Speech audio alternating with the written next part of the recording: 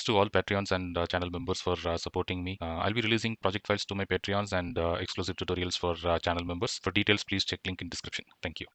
Hello everyone, this is MrWhiz. Welcome back to my channel. So this is a small tip video. So when I was working on the replicated version of my GASP project, I identified, even though when I start the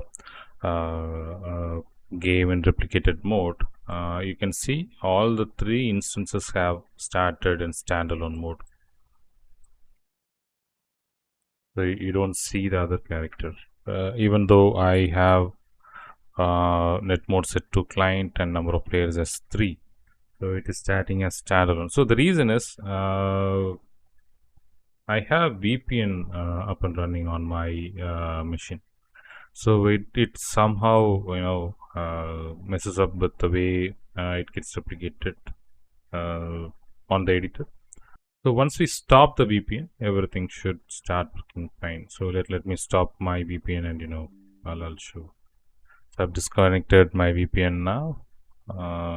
When I play the game again, so I can see it is fully replicated now. So when it is on VPN, it starts as 3 different sessions. So if you are testing your replicated game locally on Unreal Engine, it's always better to avoid using the VPN. Hope this helps. Thanks for watching. See you in next video. Bye.